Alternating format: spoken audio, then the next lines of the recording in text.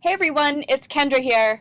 My journey through the ECMP 355 class at the University of Regina has been truly amazing.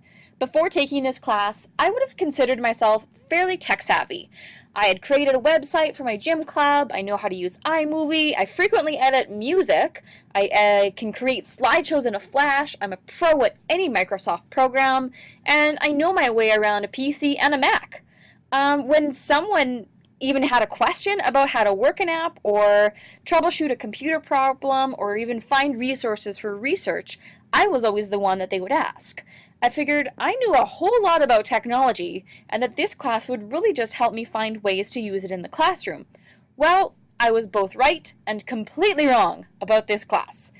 ECOMP 355 has taught me so much about technology, about teaching through tech, and about my own teaching philosophy. Visual learner that I am, as I was preparing to make this final video, I began making a list of everything that I've learned in this class. Let's see. I learned about Twitter, blogging, sharing, learning from others, connecting. Yeah, that sounds about right, but it's so much more. So I kept going with my list. And then it exploded into a page of scribbles, lines, and arrows as I remembered just how far I've come. I continued to fill the page so much that I was actually running out of room and debating how to keep going with my list. Now, normally I would have just started another page, but instead I went in search of an app to help me out. A few months ago, this would not have even crossed my mind.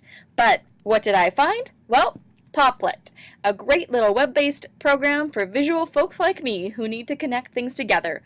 While it doesn't allow much flexibility for changing text or box size or shape, it certainly did the trick for getting all of my ideas onto the page. So what does this giant web of thoughts mean to me? Well, let me tell you about it. Prior to this class, sure, I had heard about Twitter and I even had an account, but I had all of about 30 followers, most of whom were my personal friends. And I was following a bunch of different accounts, but none of them were really valuable, as they were mostly celebrity or entertainment accounts and could not really contribute to my everyday learning, only to my everyday time wasting. At first, I was a little hesitant to just start following random people and wondered if that was weird. I soon realized that it wasn't weird at all, and that's exactly what Twitter was all about. It's about connecting with other people who have the same passions, learning from each other, and sharing thoughts and ideas. I've begun following some great educators and experts who post wonderful and thought-provoking ideas on Twitter, and I now have over 150 followers myself, and am following over 350 great accounts. And I find that I can spend hours just exploring my Twitter and my TweetDeck feeds, keeping up with all of the exciting new ideas. I've also dabbled in a couple Twitter chats and hope to be able to take part in more soon. As I jumped into the Twitter sphere, I kept wondering, though, what could I possibly share? Why would anybody ever want to follow me? What thoughts did I have that were worth sharing with others who were more experienced from everywhere around the world? Everything that I was reading was so great. How could I possibly compare and actually contribute to somebody else's learning? Well, turns out that with a few other tools, I could actually share all sorts of things with the world. Learning about blogging and Feedly changed the way that I viewed and used information on the web. To me, the idea of blogs was a thing of the past. I remember several years ago when a few of my friends started making blogs, and I thought they were really just electronic diaries, which was something that I could never keep up with as a kid, so I figured a blog probably wasn't for me. Little did I know then the power that a blog can have. Feedly has opened my eyes up to the amazing blogs that are out there and the people who write them from around the world. Blogs are so much more than just a journal. They are a way to connect, to share ideas, and to reflect on opinions of others and how their opinions might influence your own ideologies. Like my Twitter experience, at first I was kind of nervous to put my thoughts out there on a public space. But the more I blogged, the more I really enjoyed the idea of actually sharing my ideas with whomever might read them. I gained so much confidence as people read and responded to my thoughts, even if it was mostly just people from my class. My blog has allowed me to share my personal story and connect to the stories of others. Although I tried spreading my blog readership through Twitter, and I did get a few favorites and retweets from my post, I still don't get too many replies. I have found this a little discouraging, until the other day when I checked the stats on my WordPress blog dashboard and realized just how many times my blog is read each day, and also where all of those people who read it are from. There are on average 10 to 30 hits on my blog site every day, and people from at least 38 different countries have visited my blog since I began it in September. My blog has really helped me explore my own thoughts about teaching and learning, and I look forward to being able to continue to write, to blog, and to maybe even create some video blogs while I expand my online identity. Like so many things, the concept of digital citizenship was new to me prior to this class. While I hadn't understood the importance of keeping a positive online identity, I had not considered just how important it is to teach this to students in schools. Working with teenage girls as a rhythmic gymnastics coach, I've certainly encountered several discussions about maintaining a positive online image, but I didn't realize what is, or perhaps what isn't, being taught in schools. I think that it's often assumed that the kids of this generation just automatically understand the concept of online identity because they've grown up surrounded by such frequently used technology. But just because they can use a smartphone or a tablet doesn't mean that they actually understand how to use them responsibly.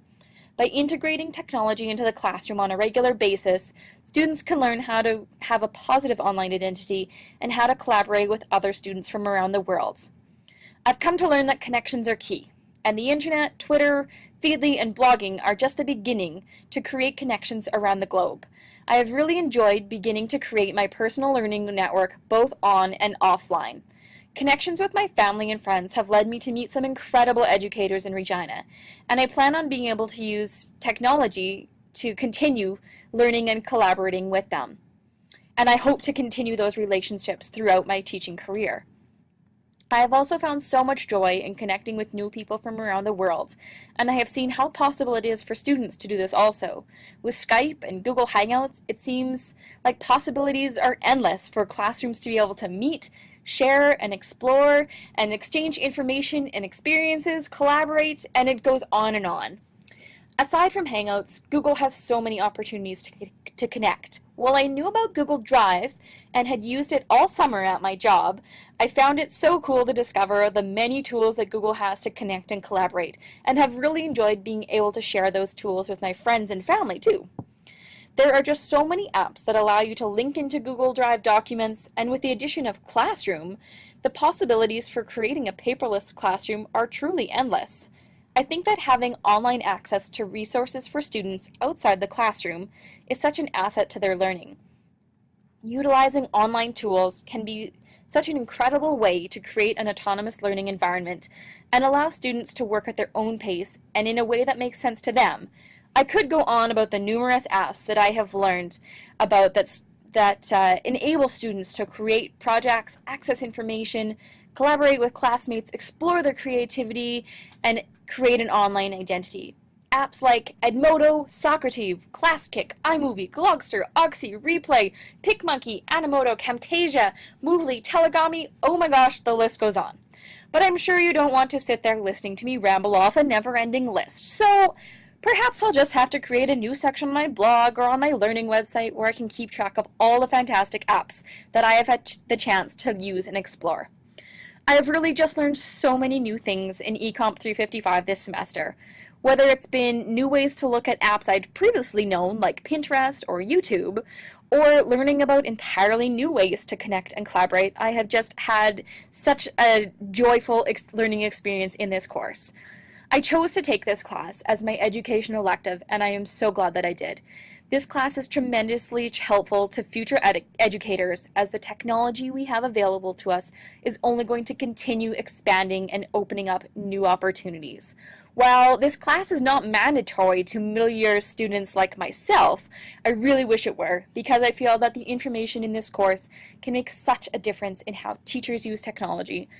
I have learned that it is not just about using technology and new apps and tools in the classroom, but is about how you learn them that will really have an impact on the learning environment that you can create in a classroom. We need to let students tell their stories and to allow them to show their understanding of material in ways that mean something to them. I plan on